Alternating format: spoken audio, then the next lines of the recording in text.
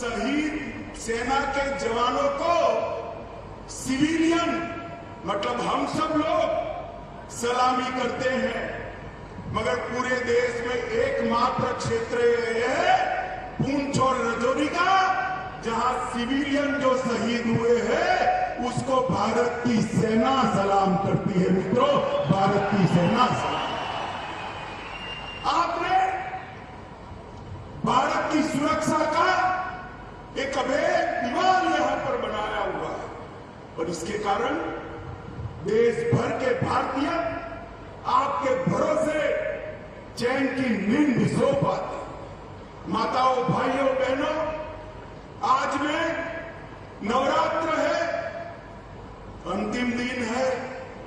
माता वैष्णो का दर्शन कर कर खुशहाल कश्मीर का आशीर्वाद मांगकर यहां आया हूं। मित्रों, खुशहाल कश्मीर। मैं मनोज जी का भी धन्यवाद करना चाहता हूं। 1947 से देश आजाद हो गया, मगर महाराजा के जन्मदिन पर छुट्टी नहीं मनाई जाती थी। बताओ मुझे, मनाई जाती थी भाई? मनाई जाती थी?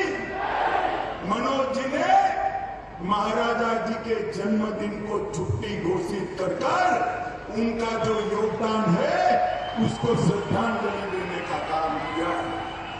मित्रों, मैं आज जब यहां आया हूं तब वीर बंदा बहादुर को भी याद करना चाहता हूं। यह उन्हीं की जन्मभूमि है और आज मैं आपको बताने आया हूं मित्रों कि गुर्जर, बकरवाल और विशेषकर मेरे पहाड़ी भाइयों की चिंता मोदी जी देश भर में सर्वप्रथम इस क्षेत्र की चिंता करते हैं। मैं आगे इसकी बात बताऊंगा। मित्रों, मैं जब यहां आया हूं तब 70 साल जिन लोगों ने कश्मीर में राज किया, ये 3 परिवारों ने राज किया। लोकतंत्र तो आजाद हुआ तब से आया था, मगर लोकतंत्र का मतलब उन्होंने अपने परिवारों में बना दिया था।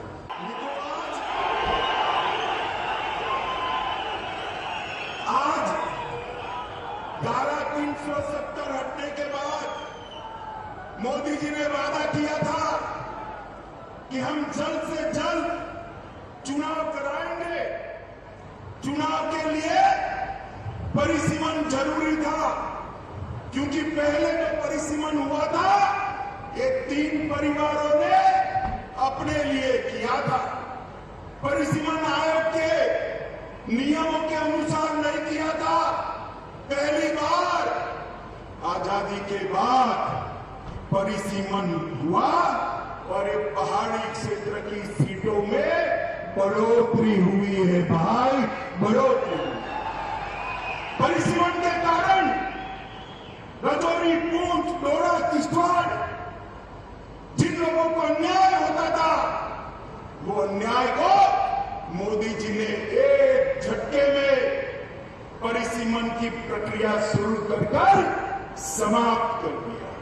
मित्रों, यहां सालों से लखनपुर टोल टैक्स का बूथ लगा था, मालूम है ना? अरे जोर से बोलो, मालूम है ना?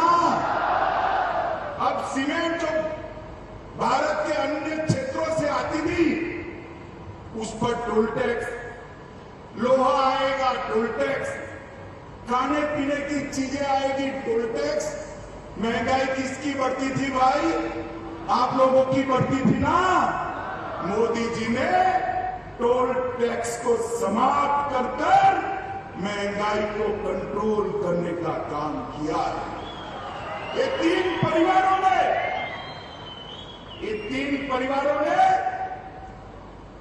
भ्रष्टाचार करने में कोई चीज नहीं छोड़ी। मुझे बताओ माताओं, भाइयों, बहनों, आज मोदी जी पूरे जम्मू कश्मीर के 27 लाख परिवार को 5 लाख तक का स्वास्थ्य का पूरा खर्चा दे रहे हैं। 70 साल में 3 परिवारों ने दिया क्या? जोर से बोले दिया क्या? आपको उनको पूछना चाहिए, नहीं पूछना चाहिए कि क्यों नहीं दिया भाई? पूछना चाहिए, नहीं पूछना चाहिए? पूछोगे?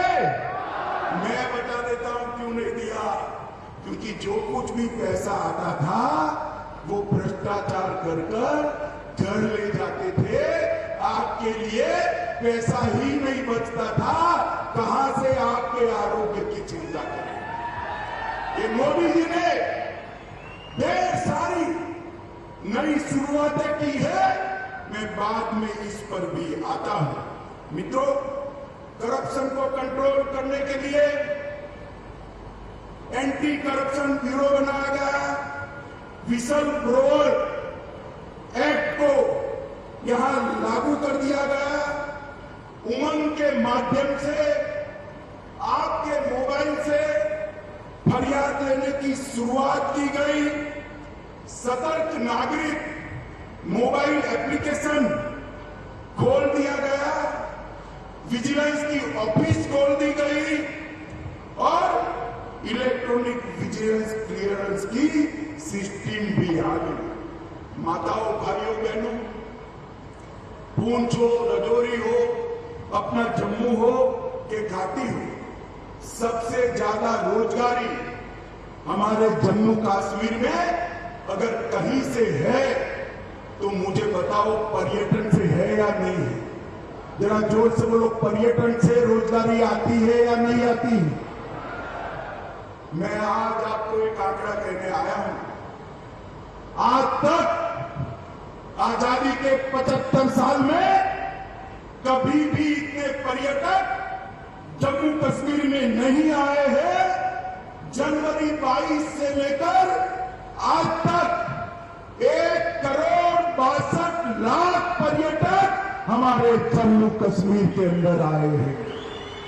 70 साल से हमारी मांग थी यहां से अंतर्राष्ट्रीय उड़ान शुरू हो, नहीं होता था। अब मोदी जी ने श्रीनगर से शारजाह तक सीधी फ्लाइट शुरू कर दी। रात को किसी को जाना है तो जम्मू और श्रीनगर से रात्रि की फ्लाइट नहीं थी। मोदी जी ने जम्मू और कश्मीर में, श्रीनगर में रात्रि की फ्लाइट करने का भी फैसला ले लिया। और ये कहते थे कि धारा 370 हटाओगे तो खून की नदियां बह जाएगी। मैं आपको हिसाब देने आया हूं। पहले कांग्रेस के समय में 2006 से 2023 में जो आतंकवादी घटनाएं हुई वो 4,766 थी। मित्रों, कितनी थी? 4,766 आतंकी घटनाएं हुई थी। और ये जाने के बाद 370 जाने के बाद 2019 से 22 में 4,766 से घटकर सिर्फ 721 रह गई है। मित्रों, 721। मोदी जी ने निरंतर दहशतगर्दों के खिलाफ, अलगाववादियों के खिलाफ, ये हुर्रियत वालों के खिलाफ ये कठोर मुहिम चलाई। ये इसका परिणाम है।